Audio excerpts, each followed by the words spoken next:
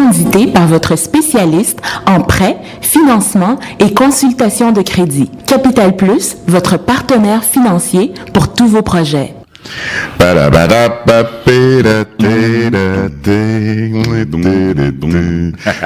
On dirait que la lumière jaillit avec la guitare. Ah oui, non, cette partie-ci de la chanson-là est terrible. C'est vrai que c'est déjà, au départ, c'est une belle musique. Ouais.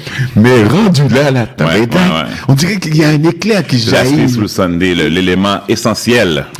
Alors, on rappelle que le 1er janvier, c'est Jakut. Alors, c'est Greg excellent que vous avez surpris en train de commenter. Vous avez vu, depuis ses débuts, on a commencé avec le crédit et autres. Oui. Donc, il a changé pas mal il porte plusieurs chapeaux là maintenant. Là. Je l'entends commenter l'actualité avec et de façon avec beaucoup d'adresse. Hein. C'est vrai.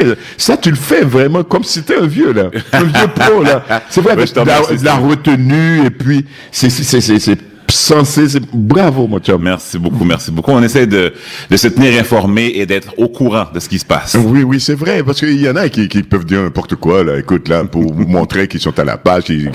Mais Greg, il pose ses pions, il se retient, alors, c'est un point de vue, c'est sûr, mais il fait attention, là, comme le vrai, là. On essaie. Yes. Bon, alors, bonjour, mon ami. Bonjour, Steve. Ça va bien? Ça va très bien, toi? La semaine? Oui, très belle semaine chargée, mais très belle semaine quand même. Les autres projets, je sais pas, moi, Ça finit plus. On a le cocktail de lancement de l'émission Montréal Pluriel, qui est la semaine prochaine. On parle de musée, il n'y a pas d'adresse, c'est quoi cette histoire-là? Oui, il faut recevoir les auditeurs avec fast, Steve. Il faut que les auditeurs, quand ils viennent, ils voient à quel point on tient justement qu'ils écoutent l'émission et à ce qu'on fait, ce qu'on leur amène, puis tout ça. Donc, on leur amène dans un musée qui est à l'image de l'émission. Quel musée? C'est le musée des maîtres et des artisans du Québec. Dans quel bout? C'est Ville-Saint-Laurent, pas loin du Cégep Saint-Laurent. C'est très beau, c'est comme dans une église, puis tout ça. C'est très beau. Un beau cachet. OK. Oui. La programmation, le programme. Mais ça, je te laisse deviner, Steve. On va en parler graduellement. Toute la semaine, on va en parler. Mais essentiellement, on va présenter... Ouais. Mais c'est quoi cette histoire-là? Les auditeurs du samedi veulent savoir, là. Oui, OK. On va présenter l'équipe de chroniqueurs, premièrement. Oui, ça, je tiens. Et toi en tête, là. Pas en tête. Je fais partie d'une équipe. Et en même temps, on va présenter justement qu'est-ce qu'on voit derrière l'émission, c'est quoi le concept de l'émission, où on veut aller avec ça. Et en même temps, il va y avoir des bouchées, il va y avoir de la belle programmation musicale aussi sur Jean Donès qui va assurer cette animation musicale-là. Je pense que c'est l'émission en ville là, qui a le plus de chroniqueurs autour. Là. C'est vrai, vous êtes au moins une vingtaine? Non, on est 10. On est 10 chroniqueurs. Rien que ça? Oui, 10 chroniqueurs, on a à chaque jour de la semaine puis tout ça. Écoute, on est très contents, ça va très bien puis tout ça. Là, on veut amener l'émission à un autre niveau en tant que tel. Bon. Alors, c'est pour la semaine prochaine, samedi, pour le 15 novembre prochain à 19h. À 19h, oui, bien sûr. OK. Donc, alors, si on veut avoir plus de détails, il faut rester sur Montréal Pluriel, chaque jour de la semaine. Sur notre page Facebook, ou bien vous pouvez appeler au 514-545-4534. Oui, espèce de petit cachetier, là. Ou bien au 514-374-6800. Dans les deux cas, on est en mesure de vendre des billets. Et il y a aussi un lien Eventbrite, les gens qui veulent payer par carte de crédit à ce moment-là. C'est quoi ça, un lien Eventbrite? Eventbrite, c'est une compagnie, justement, quand tu fais un lancement ou une activité quelconque, les gens peuvent acheter des billets à l'avance en tant que tel et avoir un billet électronique qu'ils peuvent imprimer pour, justement, faire partie de... OK, parlons de choses beaucoup plus proches de nous, là, le sujet de la chronique aujourd'hui. Le sujet de la chronique aujourd'hui, Steve, c'est la balance commerciale. J'en ai déjà parlé par le passé. Pourquoi j'en reparle? C'est parce que je crois que c'est important que quand on pose des gestes, qu'on sache exactement l'impact du geste qu'on pose. Dans notre communauté, on a beaucoup de gens qui envoient des containers en Haïti et qui font une belle activité économique, mais ces containers-là... C'est une activité. Un map font container. Oui, map font container. C'est une activité économique. Où j'en ai, c'est que c'est bien de remplir un container puis de l'envoyer en Haïti. Oui. Mais ce container-là doit revenir plein aussi. Doit revenir plein pour que l'impact sur le pays, l'impact sur le PIB haïtien ne soit pas négatif. Et je vais expliquer aux auditeurs pourquoi et comment ça fait un impact négatif si le container revient vide. Oui, je peux comprendre. Mais il faut aussi qu'on ait de quoi remplir le conteneur. au retour aussi, là. Steve, on a beaucoup de produits sur le marché. On parle oui, de mangue, exemple, la mangue Francis. On parle Quand c'est le temps. Quand c'est le temps. On parle de prestige, on parle de comme il faut les cigarettes, on parle de quoi d'autre, de Barbancourt. On parle de beaucoup de produits qu'il y a sur place. Et si les gens, justement, prenaient le temps de chercher les produits, ils les trouveraient. Oui, Louis Aucoin a son petit mot. S'il y a du Mamba, là, je serais acheteur, peut-être pas tout le container, mais une petite partie. Un malade de Mamba ici. C'est une belle suggestion. Pourquoi est-ce qu'on n'importe pas le Mamba en tant que tel? On a déjà eu à un certain moment donné, et puis on a relevé peut-être un problème quelque part. Et oui. puis, mais tu vois, avec la diaspora et avec nos capacités, il est possible pour nous, avec pas les règles, mais la technologie d'ici, de standardiser les produits là-bas et les importer ici. Mais il suffit de vouloir. Oui. Et je vous explique pourquoi, justement, il faut vouloir. D'accord. La balance commerciale, c'est quoi? C'est la différence en termes de valeur monétaire entre les exportations et les importations de biens ou services dans une économie sur une période donnée. Donc, on parle de solde commercial. D'accord. OK? Pourquoi c'est important? Une balance positive indique que les exportations dépassent en valeur les importations. tu vends plus que tu achètes. Exactement. On En appelle ça gros, un c'est ce que ça excédent veut dire en commercial. créole. Exact. Oui. OK. Une balance négative indique au contraire que les importations dépassent en valeur les exportations. Tout ton argent s'en va à l'extérieur. C'est ça. Ces deux éléments sont une des 5 mesures utilisées pour déterminer la production nationale, selon la méthode des dépenses. Donc, il y a la consommation des ménages, l'investissement des entreprises, les dépenses du gouvernement, et le dernier est le solde commercial, donc les exportations et les importations. OK? Donc, c'est comme ça qu'on évalue, une des méthodes qu'on évalue la production nationale d'un pays. OK? Rien à voir avec le PIB, là. C'est le PIB. C'est le PIB. Le produit national brut et le produit intérieur brut. Le PIB, c'est le produit intérieur brut. OK?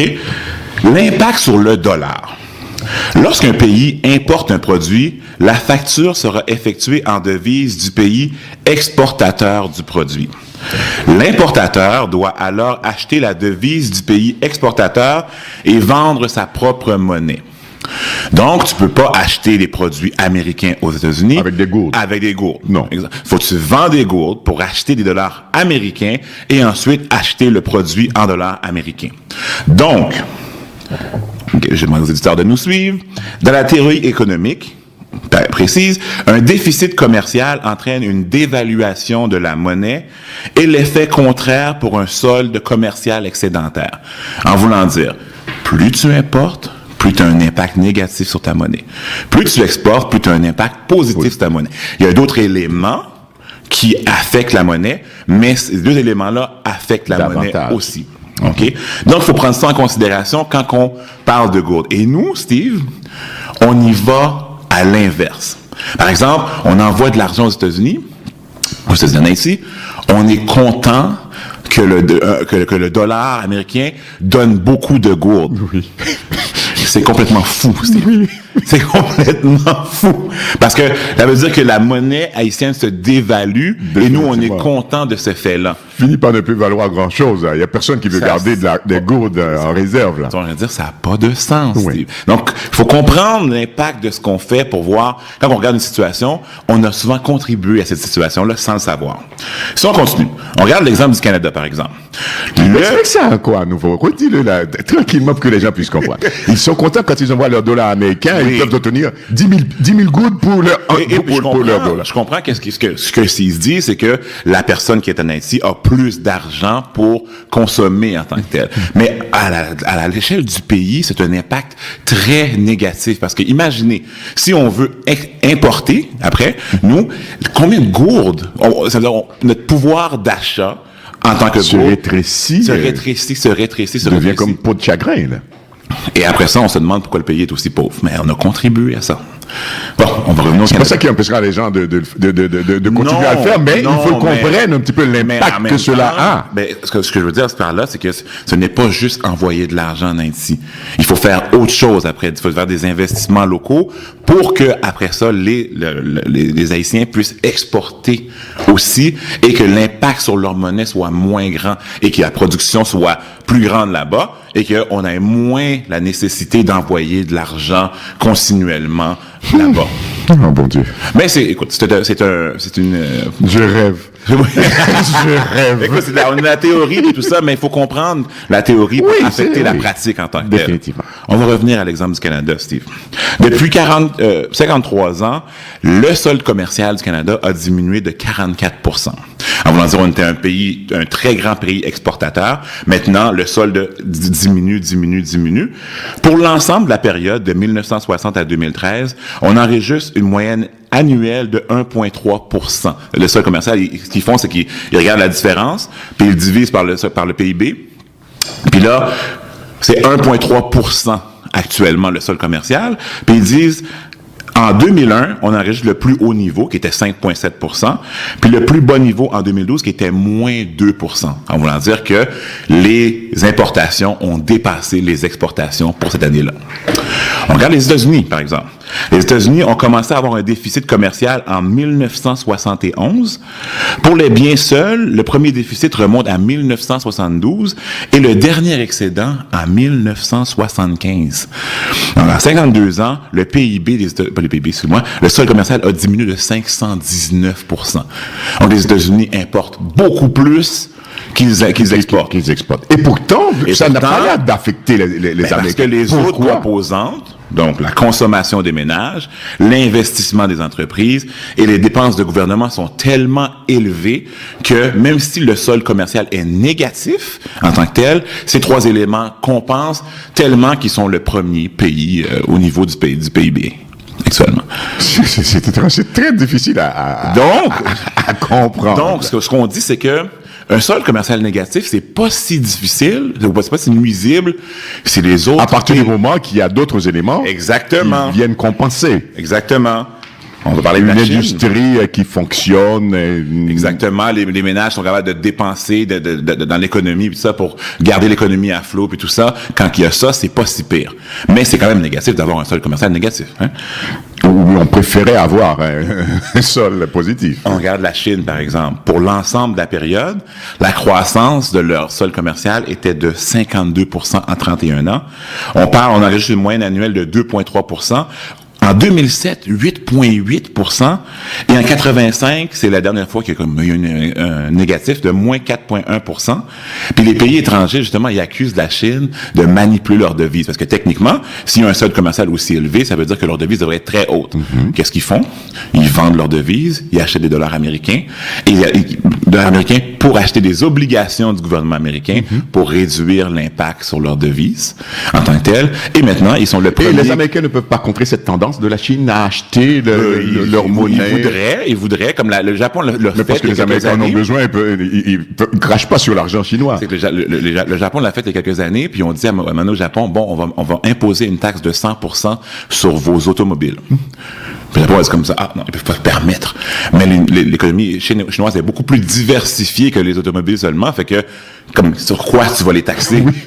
Et t'en as besoin parce que la moitié des entreprises américaines produisent là-bas. La Chine produit pour le monde aussi. Ben, c'est ça. Bon. Donc, c'est plus difficile de les corer. Bon, ce qu'ils font, c'est qu'ils font des menaces, ces choses-là, mais la Chine continue à manipuler sa devise. Depuis que je comprends ça, je vois que la Chine fait ça. Et il n'y a pas vraiment de possibilité de contrer ça tant que la Chine sera pas... tant qu'on va être dépendant de la production qui est faite en Chine. Définitivement. On va revenir où ce que le bas blesse. En Haïti, on parle d'une chute de 313% en 21 ans. OK? En 2011-2012, Haïti a importé pour près de 172 milliards de gourdes, soit environ 4 milliards de dollars américains, et exporté pour 33 millions de gourdes, soit environ 785 millions de dollars. Le déficit commercial à ce moment-là était de 3,33 milliards de dollars américains. Wow. OK? Qu'est-ce qu'on importe, Steve? 70% des importations, OK, sont des produits alimentaires qui viennent de la République dominicaine ou d'autrui. Oui. OK? 70%, Steve. On importe des œufs, on importe des poulets. On a un déficit commercial avec la République dominicaine de 950 millions, on peut dire 1 milliard. 950 millions. Et ce qu'on importe le plus, Steve, et où est-ce que le bas blesse encore plus, le riz. On mange 450 000 tonnes de riz par année et 100 000 tonnes sont produites en Haïti. Donc, la différence est importée et on importe 300 000 tonnes des États-Unis, Steve. 300 000 tonnes. Le riz américain se vend moins cher en Haïti que le produit local se vend. Ça, là, au niveau de théorie économique, c'est complètement fou. Ça n'a aucun bon sens. Donc, quand on se pose la question pourquoi Haïti est aussi pauvre, ben, il y a un des éléments là, qui est directement là-dedans. Bon. Ce que tu consommes le plus régulièrement, c'est toi qui dois le produire. Alors, il y en a qui disent, il y a des théories qui disent que les Américains subventionnent leur production, déversent leur trop-plein un peu ailleurs, surtout dans les pays plutôt faibles, qui peuvent pas dire non, contrer cet envahissement, parce qu'ils peuvent te taper sur les doigts. Tu n'as pas le droit de surtaxer les produits à l'entrée. Ouais. Ça aurait été une façon de compter pour donner une chance. On le faisait avant, Steve. On pouvait le faire avant. Je ne sais pas si on le faisait avant. Peut-être le problème ne se posait peut-être pas. Non, on le faisait avant. Je ne vais pas faire de polémique politique, mais on le faisait avant. Mais à un moment donné, pour avoir le retour d'un certain président en place, on a abaissé les barrières tarifaires au niveau des produits américains, dont le riz. Et depuis ce temps-là, le riz américain est massivement sur le marché haïtien. Mais ne faisons pas de polémique. Bon, ce qu'on se dit en fin de compte, pour revenir à la théorie, c'est que il faut pour qu'un pays fonctionne, pour qu'un PIB fonctionne. Bon, le téléphone sonne jamais. Et ça fonctionne là. Oui. Pour qu'un pays fonctionne, il faut que les exportations soient plus grandes que les exportations. Donc, nous qui envoyons des produits en Haïti, on doit faire l'effort de quand le container s'en va en Haïti, il est plein. Quand il revient, il doit être plein aussi. Sinon, on a un impact négatif sur la production de notre pays. Il faut qu'au préalable, on produise en Haïti aussi. Il faut demander, il faut exiger qu'il y ait de la production en Haïti. Écoute, quand t'es rendu à importer des œufs. Des œufs, oui. Et t'importes des poules. Des citrons. Citrons, ça va pas bien, là. Quand tu as un déficit commercial de 1 milliard de dollars, tu as un déficit commercial de 1 milliard de dollars en République dominicaine. Justement, il y avait une rencontre récemment et ça a été discuté. Le gouvernement actuel dit que ça n'a pas de bon sens, le déficit commercial. Donc, il doit avoir il doit améliorer que les produits haïtiens puissent se rendre en République dominicaine.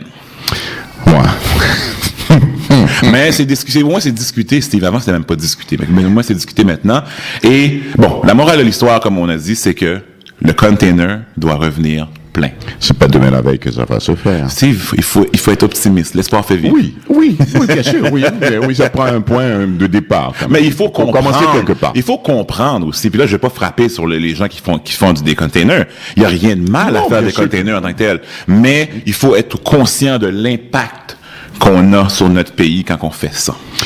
Écoute, la qualité de ce qui arrive en Haïti, qui est déversé, ça n'a aucun impact aussi. Ça cause pas problème. La qualité des produits via les conteneurs. Définitivement, c'est comme non seulement ça, tu habitues en plus quelqu'un à consommer ailleurs. Par exemple, quand c'est rendu maintenant que les Haïtiens consomment des cornflakes pour le déjeuner, puis on produit pas de cornflakes, la compagnie Kellogg ne nous appartient pas. Pas de bon sens, Steve. Et puis quand ça commence à ne pas faire de sens. Et quand on déverse les pépés aussi, est-ce que ça a un impact négatif ou positif? Non seulement comment je pourrais dire ça? Parce que l'impact, les gens se plaignent après que les gens locaux dépendent justement des transferts qu'on leur fait.